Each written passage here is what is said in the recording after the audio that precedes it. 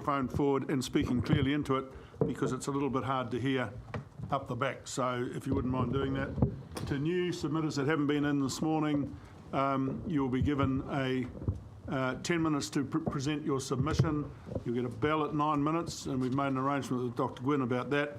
But they normally get a bell at 9 minutes and then a double bell at 10 minutes when you must finish up. Thank you very much. Also, just to remind you that this is being live streamed. I don't really know what that means, apart from the fact it must be on a computer or something somewhere. And it also is being recorded for record purposes by our staff. So, Ruth Smithies, please.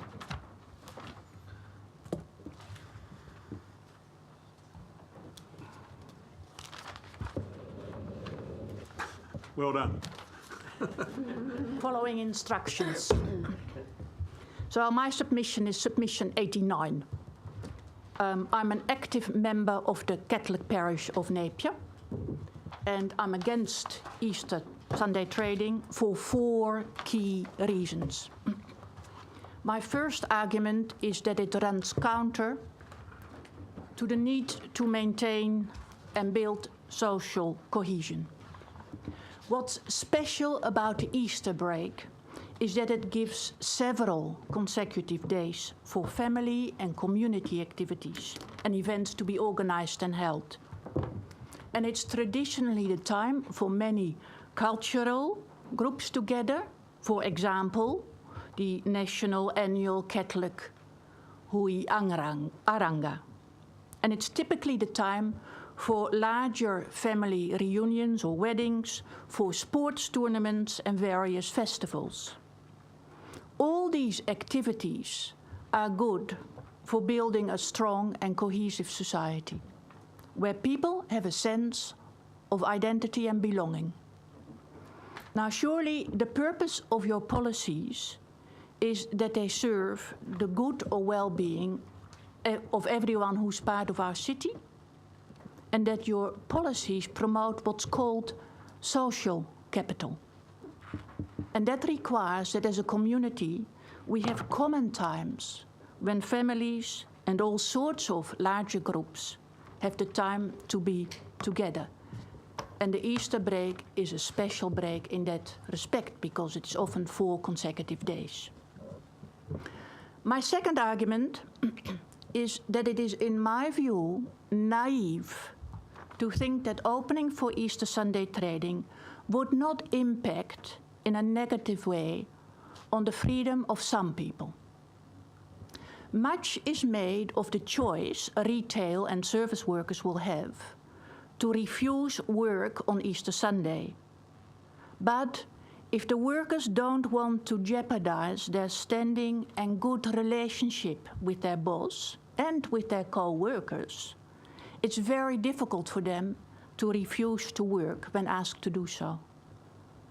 Now, retail and service workers who are on 0-hour contracts or in other forms of casual employment or on a 90-day trial period are the most vulnerable. They're simply not in a position to refuse any work that's asked of them. In the real world and on the coalface, we know that at least for a fair number of workers, this will not be a genuinely free choice. And it is for these reasons that trade unions have consistently opposed Easter Sunday trading. And you can't ignore that. Also, have a thought for the small retail businesses. And indeed, I noticed that several of your submissions opposing opening up for Easter Sunday trading came from them, asking to give us a break.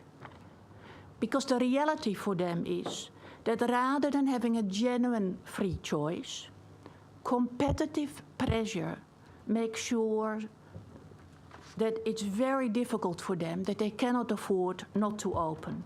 In effect, their freedom of choice is severely curtailed if their larger competitors are open. Now, my third argument is that for the need for the Council to practice what it preaches. I'd like to refer you to the 5th of your vision principles, to strive for ecological excellence and to promote sustainable thinking.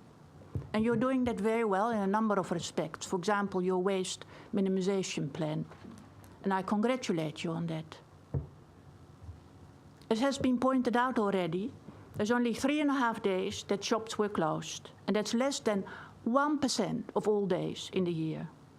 With your policy change, that's been reduced to 2.5 days. And you will agree that we cannot go on pretending that our planet's resources are limitless. As responsible citizens, we simply cannot afford to increase our spending and consuming and treat shopping, endless shopping, as a harmless recreational activity. You know the slogan, reduce, reuse, recycle. And for that to happen, you as Council must stick to your 5th vision principle and through your policies encourage a more sustainable lifestyle. But by making even less days shop-free, you are effectively sending the contrary message, promoting limitless growth and consumption. My 4th argument, coming from the Catholic parish of Napier, is the need to respect and acknowledge New Zealand's religious tradition and the importance of Easter Sunday as a major Christian feast day. In the age of inclusiveness and diversity, your failing to respect the religious importance of Easter is insensitive at best, and some may think that it borders on the prejudiced. Note, the churches are not asking for a new favor, but an acknowledgement of New Zealand's reality, historically and as it is today. While it's true that New Zealand has become culturally and religiously diverse, and in my view is the better for it, with my accent, that does not negate the reality that nearly half of the population of Napier professes to be a Christian, and so places themselves in the Christian tradition. And our experience is indeed that a fair number of those who profess to be Christian go to church services on the special feast days of Christmas and Easter. And by pointing this out, we are not trying to impose our views, and we are in fact not a vocal minority. We are not asking for an additional day for Christians. We are not pleading for special favors. All we ask for you, not to change the status quo, but that you keep and honor New Zealand's tradition of Easter Sunday as a special day.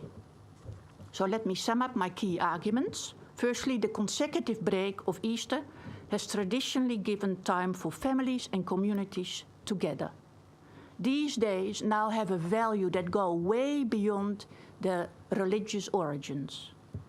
They allow for the strengthening of social cohesion and the build-up of social capital, so that people of this city are able to live, to quote your own city vision, a healthy and active life. Secondly, in the real world, the freedom of choice argument does not hold up for many workers and even small retail shop owners. The pressure to work or the competitive pressure to open cannot be ignored. That's why unions have consistently been against Easter Sunday trading. Thirdly, as a responsible council and in view of your own principle, I believe that you do not want to promote a message of unsustainable, near limitless recreational shopping. That is not the message you want to send. Yet if you are voting for Easter Sunday trading, that's exactly what you're doing.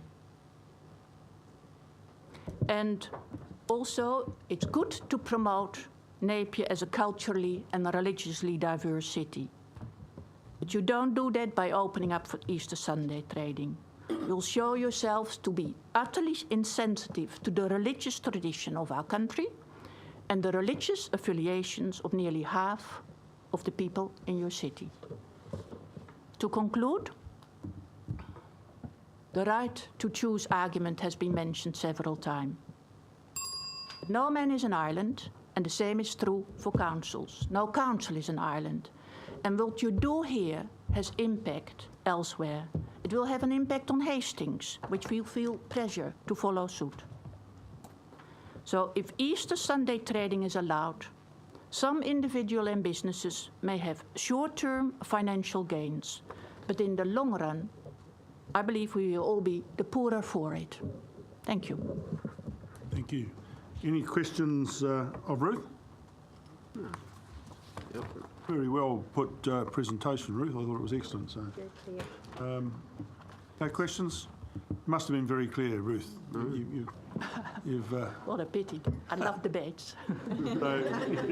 so well done. Thank you. And Thank you. and thank you for that. The next submitter is Robin Gwynn, and Robin has requested that he gets a bell at 6.5 minutes, not at 9. So his last bit must be really interesting. Well, it's difficult anyway. Good morning, councillors. With Albert Einstein, I urge you to learn from yesterday, live for today, hope for tomorrow. You'll have realised over this past year that this is an issue on which I care. Why? Enough of facts, and in this submission I'll try and explain why it matters to me as an individual. It's about families. My own awareness of the importance of holidays goes back to my childhood, and I have this tray as evidence. It carries a verse. Your supper is in the hearth, dear, a pipe and a book that's new. Your slippers are by the fire, dear, but where the devil are you? The tray was a birthday present, only half humorous, given by my mother to my father when I was in my teens. My father was a good man and a good father. He was also a workaholic, a civil engineer whose services were in demand. His work was important in post-war Britain. He knew it. He didn't want to let anyone down. As a result, my mother was left carrying the burden of the family more than she'd have liked and more than was good for her health. She died when I was 22. In a family like mine, the common break days established by law become very important. For me, they were days when my father couldn't work too long, couldn't find excuses, however well-founded, for not being with the family. It's probably why I have stronger early family memories around Easter and Christmas than any other times of the year. They were the days we were all together. Children with good and concerned but workaholic parents need the protection of rules that ensure their family keeps functioning. In Napier today, when the days on which their parents are encouraged to put family first have been reduced to just 3, I ask you on behalf of such children not to sell them short. In two-parent families, those special days also offer the other partner a chance for greater support, a greater break than usual, which is important if they're struggling. The second reason I feel strongly about the whole issue arises differently from a detailed investigation of break days and the commercial practices around them I made a few years ago, when I saw the half-truths and distortions that cloud the realities. The mover of Council's motion last year said she believed, hopefully, there would be no pressure on workers. Evidence doesn't support that. The industrial courts highlight the subtle but real pressures applied in the workplace.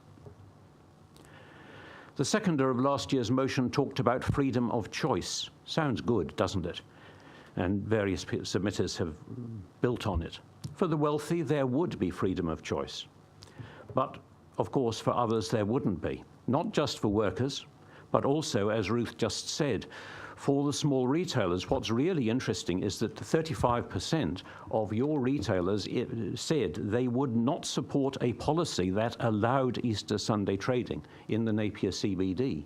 They didn't say they wouldn't open. They said they wouldn't support a policy that allowed it. That's a remarkable percentage. A quick response to a few other arguments put forward last year. Councillor White said, "We've heard for years for this to happen." Not in my experience. I'm going to duck my next bit because I do want to get my last piece in, the other reason that affects me personally. I need to introduce you to Max. Every teacher has a small number of students who stand out over the years as being very special in their minds. Max was one for me. He completed his BA at Massey in my last year teaching there, part of an exceptional class which included someone now an MP in Wellington and someone a university professor. Max wasn't only highly intelligent, he was a really nice young man, liked by his peers. By the next year, I'd moved here. Max continued at Massey and he completed his honours year. And as in each of his 4 years at the university, he scored A+ in every one of his papers. He then returned to Auckland, and there he hanged himself. Max left a message. I know I will be successful, and it is not enough. Anyone knowing him found the news shattering. I don't pretend to know what was going on in his head, but his message was a chilling indictment on the values our society adopted in the 1980s. Those values claimed that the only things that mattered were those measurable in financial terms. It's only now, 25 years later, we're just beginning as a society to realize how false that basis was. Not a good time then to adopt a proposal to steal our holiday, which is so clearly a proposal based on those false values. What I learnt from Max was that in our times we are in desperate need of hope. John Pavlovitz is a liberal American who writes, hope, he says, is saying that the things we're fighting for right now, the things we value so greatly, are the product of the people before us who had hope and lived forward thinking. The rights we have, the things we treasure, they are inheritance from people who came before us. Hope is saying, I want to leave something beautiful and something worth inheriting. Big issues, large themes. Applying them to this small-scale debate, hope is on the side of Easter, and Easter is for many a banner of hope. Napier would be bleaker, not better, if we lost it as a special day. And for myself, I would be bitterly offended if we lost one of our just 3 holidays and our only weekend where there are 2 free clear days on which family can plan, for no better reason than what would be a very small minority of retailers should be able to keep their cash registers tinkling for 362.5 rather than 361.5 days in the year. Your mission statement, which talks about the importance of family, trumps the document your officers have quoted telling you you should support this. You shouldn't. Listen to Einstein, please. Learn from yesterday, live for today, and be on the side of hope for tomorrow. Weigh your scales carefully. Get the balance right this time. Leave our families their holiday. Thank you. Thank you, Robin. Any questions of Dr. Gwynn?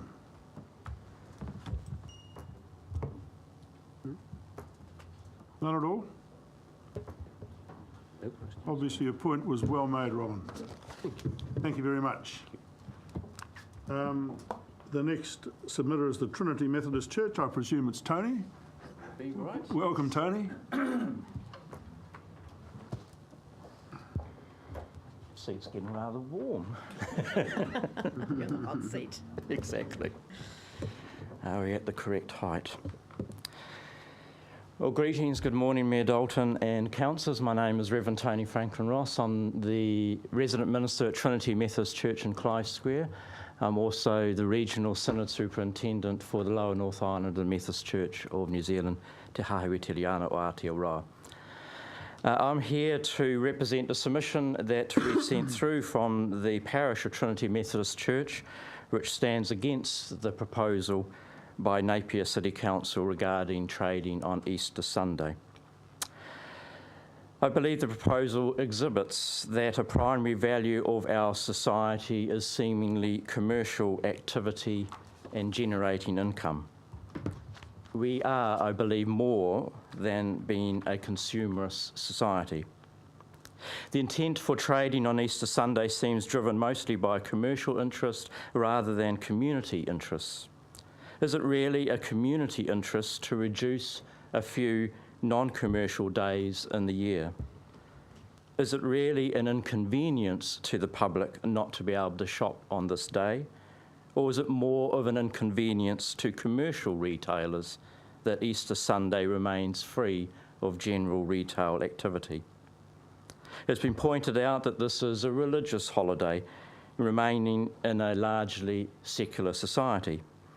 It's true that the census data indicates Christian adherence is now less than 50% of the population, but nevertheless, Christianity remains the main religion, whether in active participation in churches or as a subtext to belief systems for many people.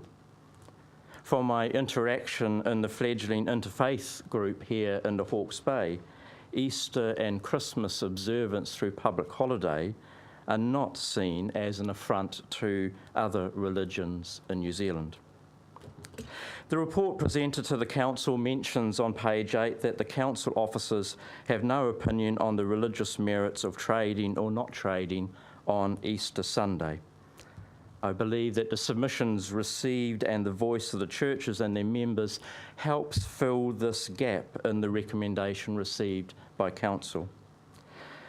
Where the Council staff feel unable to give advice on this, we are happy to oblige.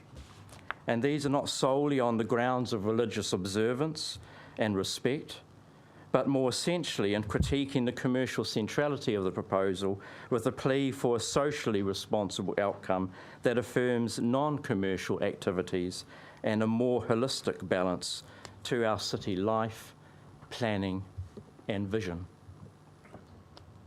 Tourists have been given an example of why there needs to be Easter Sunday trading. I personally would doubt that tourists, domestic or international, are going to decide on Napier as a destination or not for an Easter long weekend on the basis of whether the shops will be open. We market our strengths as a destination for other grounds, our scenery, our nature, our history, cycle paths, events, wineries, the coast, Art Deco. We can do more to set up Napier as a destination of choice than just being successfully a retail destination. The report also suggests on page 6 that the economic benefits of Easter Sunday trading will cement Napier's reputation as a desirable and vibrant tourist destination at this time of year. Are we really seeing tourists only for their commercial spending power in our shops? Or could we rather work with tourism operators, event producers and others to produce a range of activities on Easter Sunday that are not revolving around shopping, but rather enjoying Napier in a special, non-commercial way? I was once told when asking a senior staff member of the port, when I was asking why is it cruise ships seem to be only coming for half a day compared to a day in the past, I was told, rather shockingly I thought, that actually there's not that much to do in Hawke's Bay, is there? Half day is enough. I would challenge that, most of us would challenge that, but I would also dare to follow that line quite frankly and say that our retail is not significantly unique compared to the rest of New Zealand cities to warrant it as a draw card. Is the possibility that our Briscoes is open in Napier and not in Auckland going to drive people to come down to Napier to catch that once-in-a-year sale never to be repeated again until next week? Don't get me wrong, I love living in Napier. I say that as a Jaffa. I have also worked in my previous accountancy career prior to coming into ministry for Tourism Auckland, and know something of being a destination tourism organisation representing New Zealand. I'm sorry, but I don't believe retail is going to be the game changer in attracting more visitors. Is that what drives you to decide on your next domestic holiday? It doesn't for me, unless maybe it's a shopping trip to Melbourne. The report further contends that the Council's City Vision principle open for business provides the foundation of the Council's commitment to support and encourage of a thriving Napier economy, etc., etc. Is this the way to unlock, therefore, the potential of Napier as a destination? We could rather, as I say, use Easter Sunday as a way to develop these non-commercial activities that is about enjoying the Hawke's Bay. Would that not be more unique than adding yet another shopping day? Is that the most creative point of difference for Napier as a destination? Will cruise ship operators really choose for or against Napier to come in on Easter Sunday because of trading, even if they're coming just for half a day? Many tourist destinations globally exercise public holidays and restricted trading. For example, Greece, Germany, France, Spain, amongst the top international tourist destinations in the world. They observe shop closures, not just for religious holidays, but also secular. I think particularly of May Day in Europe. My husband and I actually also own a travel wholesale company that specialises in European destinations. Recently he was telling me about he was doing a booking for a group who were hiring a self-drive canal boat in the first week of May in France. And he gave them the very clear advice when they were looking at their route for where they were going down that canal. Choose a different direction, because on the 1st of May, if you are expecting to get through locks, you will be stuck because the lock keepers will be on holiday. They will not be working and you will be stuck. France has, I think, been either the second, if not first, they argue with Spain, as the top tourist destination in the world. It doesn't stop tourists going, I dare say.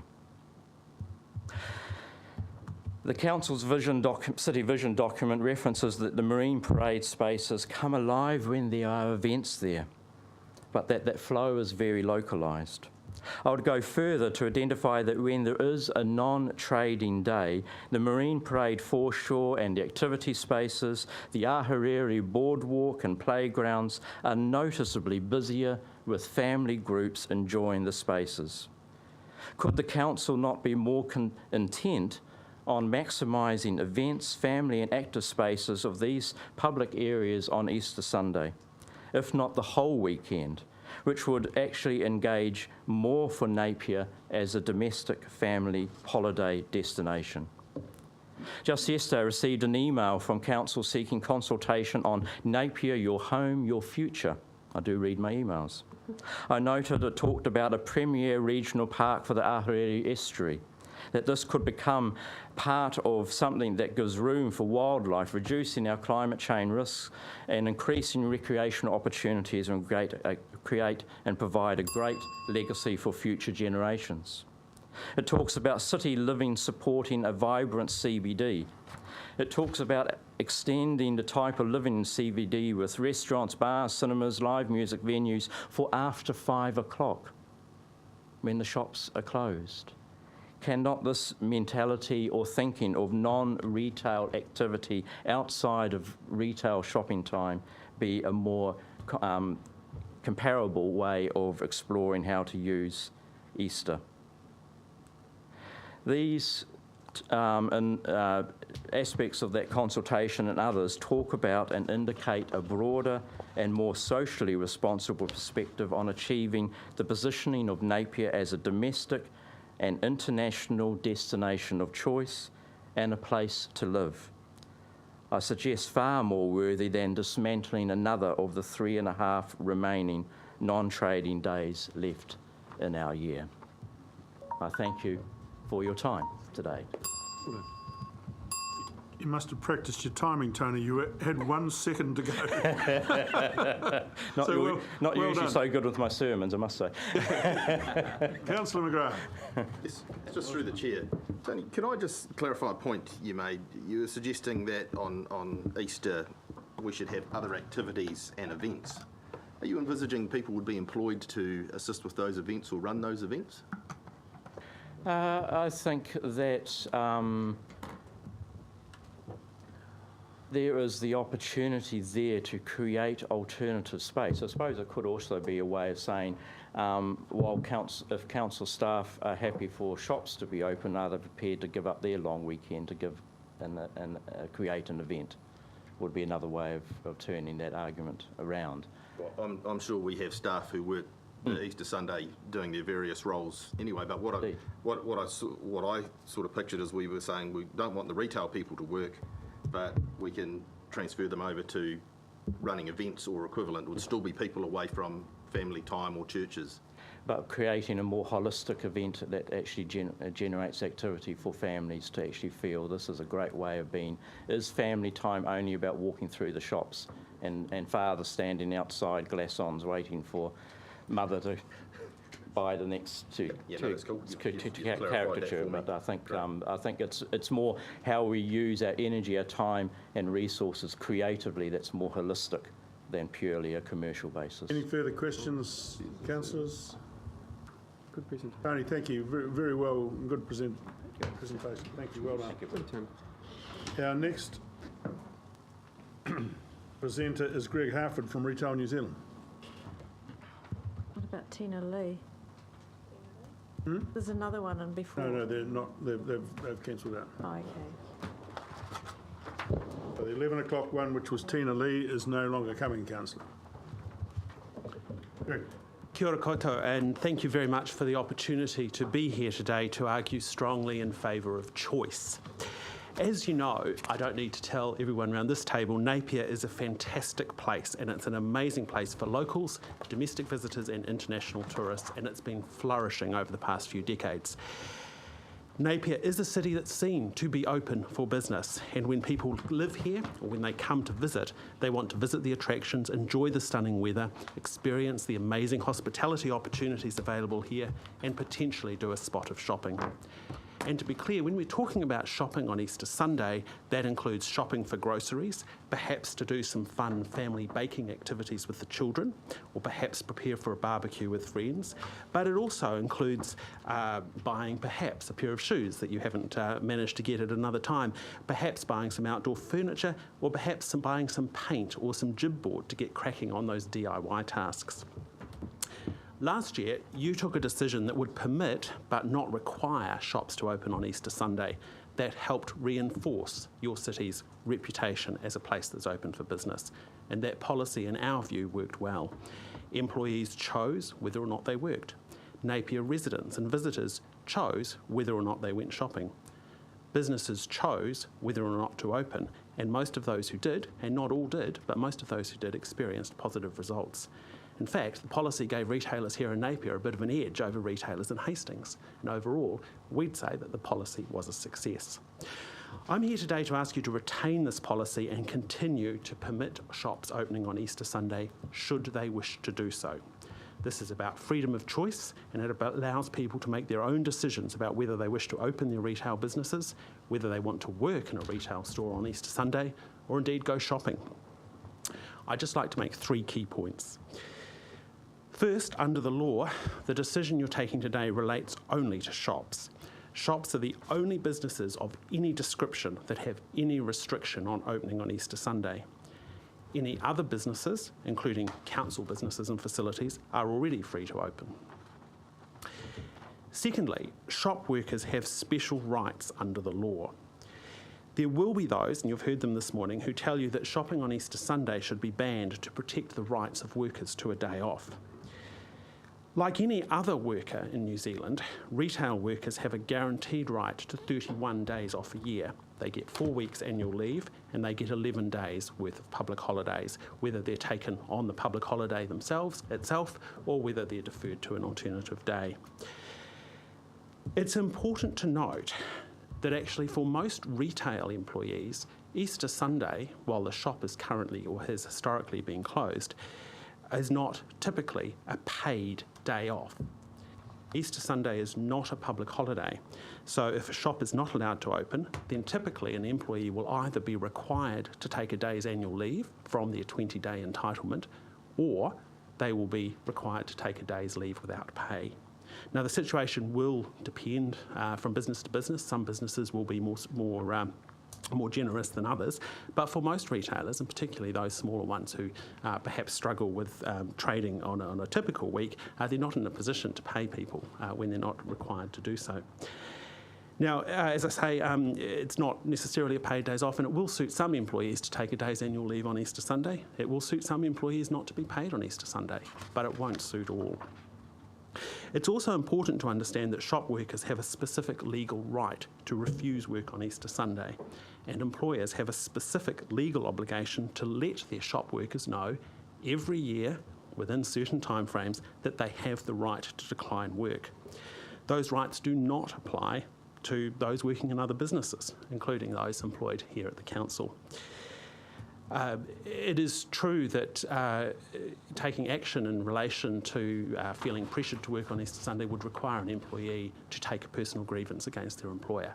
That is the purpose of the law, and it works well. There are many personal grievances lodged every year, not in relation to Easter Sunday, but in relation to many things by many different employees. And that system works. I don't think it is reasonable to say it doesn't work, so therefore you should ban shopping on Easter Sunday. Now, thirdly, and perhaps finally, there will be those who tell you that they don't want to shop on Easter Sunday, or perhaps that they don't want to open their shop on Easter Sunday. To those people, I say, good on you. You don't have to.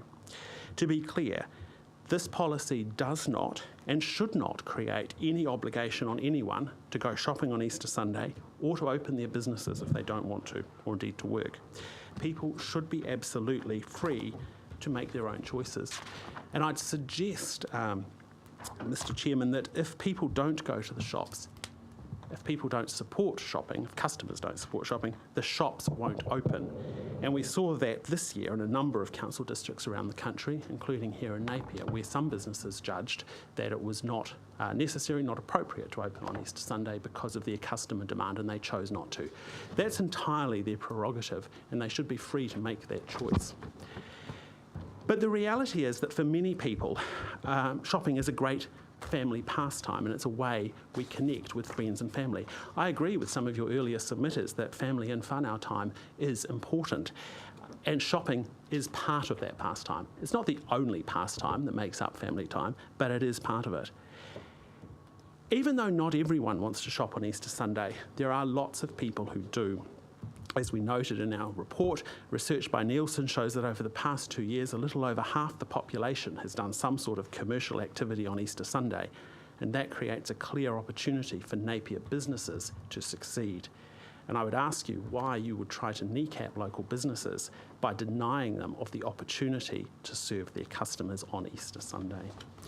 Respectfully, I'd suggest that if you say no to this policy today, rejecting the policy would be a statement that Napier Council does not actually want to be seen open for business, and I'd encourage you to endorse it. So to conclude, allowing the shops to open on Easter Sunday throughout Napier City worked well this year, and I ask that you retain the policy into the future. Simply, as we see it, how we celebrate Easter, like everything else in life, is and should be about choice. Thank you, Greg. Is there any, Councillor Bogue? Thank you for that submission, Greg. I don't know whether you're aware or not, but we did ask the Hawke's Bay Chamber of Commerce, the Taradale Marketing Association and the Ahuriri Business Association to make submissions, and we heard nothing from them. But we did have a very strong submission, as you know, from the Napier City business. Now, I understand your job, it's nationwide. You're based in Wellington, and I guess you go around to these different councils when these sorts of things happen. Could you tell us, please, what other LTAs do not open on Easter Sunday? It's certainly true that we're based in Wellington. We represent about 2/3 of the retail turnover here in Napier, so we do have a broad representation of Napier businesses, some of whom wish to open, some of whom don't. To answer your question, I don't actually have the list in front of me, but about 2/3 of councils have in fact adopted a policy that embraces choice, allowing shops to choose to open on Easter Sunday. And what we've seen in those councils, typically where choice has been permitted, is that some businesses have chose to open and some haven't, just like any other day. The other Excuse me, question. Councillor Bogue, can I refer you to page 41, where it shows the Easter Sunday trading by councils? Thank you. The other holiday that we celebrate in New Zealand with a religious background is, of course, Christmas Day. Now, all the arguments you made for Easter Sunday, there are lots of people around, lots of tourists, and, you know, it's a good time to actually capture potential traders. So if we allow trading on Easter Sunday, why not allow it on Christmas Day as well? Surely, you know, all the arguments you gave for us for Easter Sunday, why not Christmas Day? Are you opposed to that? Because the decision that you have before you today relates only to Easter Sunday. The government has legislated against, or has tried to legislate against shopping on Christmas Day and indeed Good Friday at a national level. The only day which it has delegated to local councils is Easter Sunday. There are actually a number of stores that do open on Christmas Day because a lot of stores are actually exempt from the closure provisions of the rules anyway. We're not here today to ask you to endorse shopping on Christmas Day or Good Friday. This is about Easter Sunday. I'm just curious if you have a position on that. We don't have a formal position on it. Thank you. Councillor Tupley. Thank you, Your Worship. Thanks for your presentation, Greg. I've got a couple of questions for you with regards to, you mentioned around how employees have the ability to be able to trade off their annual leave days, etc., in lieu of working. Would you be? My question then is: are all employees entitled to that same right? So in relation to Easter Sunday, workers have the right to refuse work. Easter Sunday is not a public holiday. It's not a day when a day in lieu applies because there's no special provisions around it. The rules for shop workers are really clear. They have a specific right to decline work, but if they do, they may not get paid depending on the contractual arrangements that they have. Okay, so they may not get paid. So you would have to use your annual leave if you wanted to take that day off as an employee. It may be that you're using annual leave, or it may be that it's a rostered day off for you generally. But if you required shops to be closed, the point is that you wouldn't have that choice at all as an employee. I note with interest that you were talking about how Napier is advertising itself as being open for business. The law is pretty prescriptive around who can and who cannot trade during that period. There's still quite a broad range of economic and, I suppose, consumer-based activities that people could participate in. Couldn't you also interpret that Napier is still open, just at a limited capacity? I think it's about the signal that you send to the business community about whether you want to support local business or not. And my final question, actually no, I'll retract that. Thank you. All right, any further questions, councillors? It's not. Thank you very much, Greg, for that. Sorry, Your Worship. There was another question. I'm sorry to interrupt. So I just wanted to some clarity around the interpretation of personal grievances, and you mentioned that there are a number of litigations that staff are taking against the employers for various reasons. And you're suggesting that the fact that people are litigating their employers indicates that it works. Wouldn't the reverse also be true? The fact that people are litigating their employers also indicates that it's not working? No, I think it shows that actually there's a remedy in place when there's behaviour that's inappropriate by an employer. It's also important to note, I think, that 8% of our members are telling us that, in fact, they had employees who were declining to work on Easter Sunday. That shows that the choice option works really well, and most employers are actually reasonable people who want to keep their employees engaged. They don't want to force people to work when they don't have to. Thank you. and of course, all employees are required to have a contract these days, and it will depend what states in their contract, I presume. So it'll be different from one employer to another. All right, thank you very much, Greg. Kay Craig, please. Excuse me, don't worry about that for me, just leave it as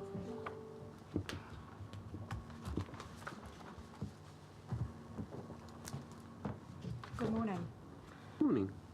My name's Kay Craig, and my husband Maurice and I have been the pastors of Knox Presbyterian Church at Ahuriri for more than 9 years.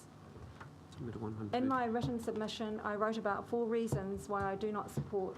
Excuse me, sorry to interrupt you, because you just pull the mic closer. Yeah, right. Sorry. Thank you. In my written submission, I wrote about 4 reasons why I do not support the Council's Easter Sunday trading policy. I'll now mention these and add additional comments. Firstly, Napier is already a tourist destination. People flock here at Easter anyway. They're able to shop on Saturday and Monday during Easter. Surely they do not come here principally for the shopping. Napier has many other things to offer its visitors. And I note from the information you sent out to us that dairies, cafes, service stations, garden centres, pharmacies, souvenir and duty-free shops are already exempt from having to remain closed on Easter Sunday. And I believe that these would be the businesses that visitors to Napier would be most interested in spending money in. Number 2, it would be impossible to be sure that an employee's choice not to work on Easter Sunday would not negatively impact his or her prospects in that employment situation.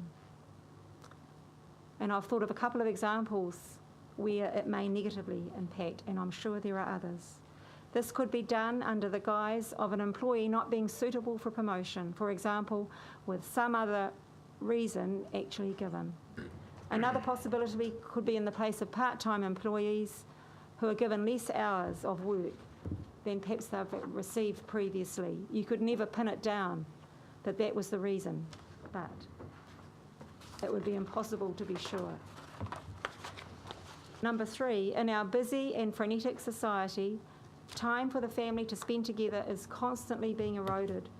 This is just another example of making family times harder to have. And Easter Sunday trading would only add to it. Christmas and Easter have always been the key times when families have got together. And today I'm specifically mentioning elderly people who may live away from this area in care or largely confined to their homes, looking forward to visits from their families. Please, let's not make it even harder for these special visits to occur. And fourthly, this country was built on a Christian foundation. Easter Sunday is one of the most significant days on the Christian calendar. It stands alongside Christmas Day when we celebrate the birth of Jesus Christ, and Good Friday when we remember his death on the cross to save us from our sins. Easter Sunday marks the celebration of Christ's resurrection from the dead. These 3 days are pivotal to our faith as Christians, and they celebrate real historical events. To allow all retail outlets to open on Easter Sunday would be just the thin edge of the wedge. I believe that the decision to do this would then open the way for discussions to happen even at national level on opening on Good Friday and Christmas Day. And I've tried really hard to think of an example, and the only one that's been really clear to me, that I've always remembered, this actually happened in Parliament. Intention has been one thing, but reality vastly different. Helen Clark, when she was our Prime Minister, said civil unions were as far as things would go. But in a short time, same-sex marriage became enshrined in our laws too. I'm not making a value judgment, but I remember that well. I'm merely giving an example of how one change in law or policy opens the way for others, even when that may never have been the original intention. New Zealand has always had Easter Sunday as a public holiday with no shopping. In coming to our country, tourists respect our culture, or should respect our culture, just as we should respect the cultures of other countries we visit. And finally, Easter Sunday trading would bring an economic advantage to a very limited number of people. Conversely, it has the potential to be a disadvantage to a far greater number of people for social, moral, cultural, or religious reasons. Thank you. Councillors, any questions of Kay? I think that was a very clear presentation. I think everybody got your message. Has anybody got any questions? Well, thank you, Kay. Well done. And now, Maurice. It's the Craig tag team.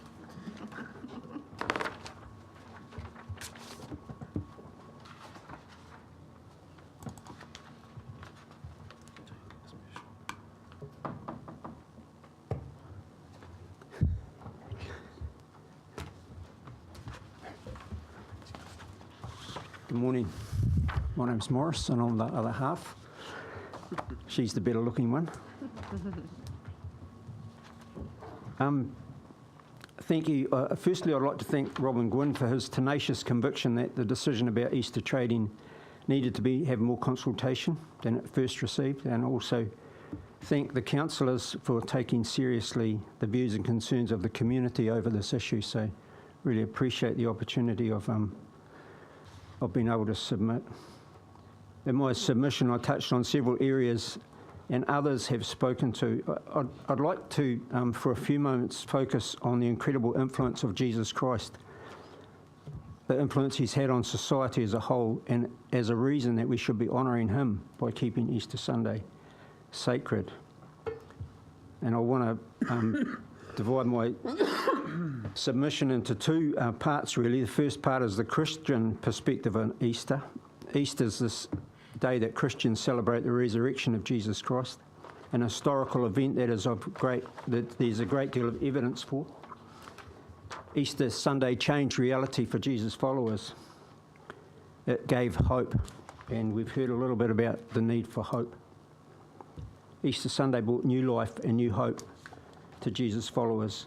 It brought new understanding about the reason for Jesus' death. Through his death, life with God, forgiveness of sin, and friendship with God was made possible and available to all.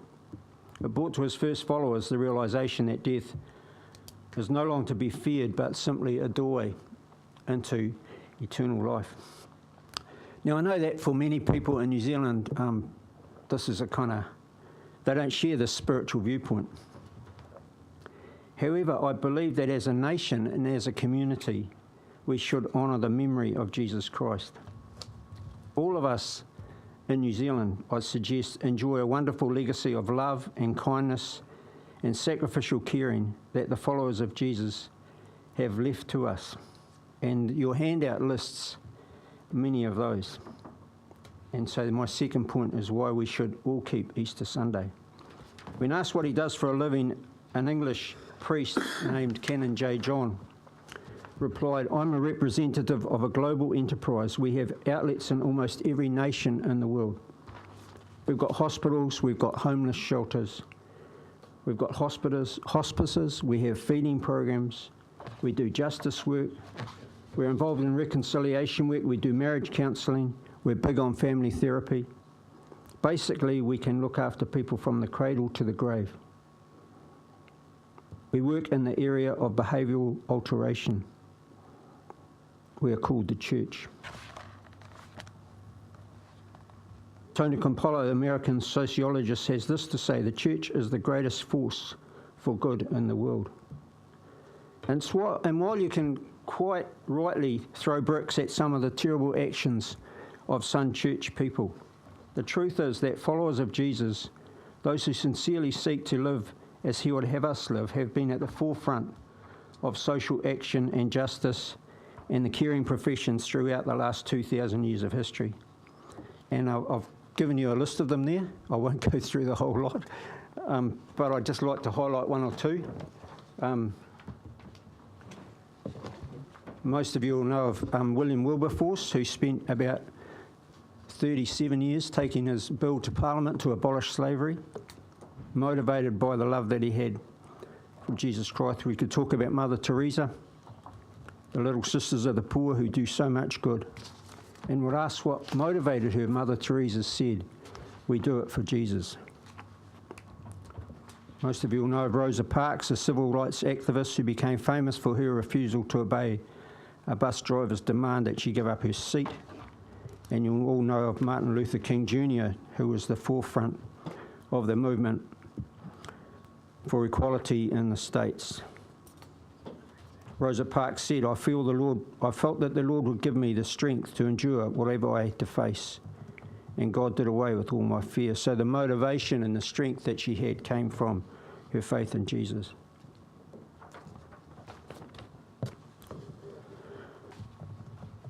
One of the people I admire mostly, and I've read a fair bit about, is a guy called Dr. Paul Brand. His work with leprosy sufferers was amazing. And for him, prayer and the love of Jesus was a source of inspiration and strength, and it gave so much hope to people who had been outcasts in society. So motivated by Jesus Christ's example and empowered by his living presence, these people lived and are living sacrificial lives that honour him. Jesus Christ is the one who is the source and the inspiration of these great social innovators. And we can think about groups in our world today: Tear Fund, World Vision, Christian World Service, Barnabas Aid, hundreds of fantastic groups that continue to show love and care for all kinds of people in all kinds of situations all over the world in the name of Jesus Christ. And right here in Napier we have lots of them, and I've listed them there. One that I'm very familiar with is a group called Christian Lovelink, who just give stuff away. It's wonderful. And many of you will know, lots of people who are involved in the housing crisis rely on the work of Christian Lovelink to help people set up homes. I believe that as a nation and a community we should honour the memory of Jesus Christ. Jesus' incalculable influence for good is worth honouring and celebrating. We celebrate Anzac as we should, in memory of the great sacrifices made for us. So my argument is, let's keep Easter Sunday as a day to remember Jesus Christ and the life he offers. Let's continue to hold Jesus Christ as a leader and inspiration of so much that is good in this wonderful country. Let's keep Easter Sunday as a special, special day. Thank you. Thank you, Maurice. Any questions of Maurice? No questions? Thank you very much, Maurice. Councillors, our next speaker is not due here till 11:40, and he's reliant on special transportation to get here. And that had to be pre-booked, so we'll have a short adjournment while we give him time to get here. So stretch your legs for 5 minutes. Or for 15 minutes, in fact, perhaps, or until he gets here.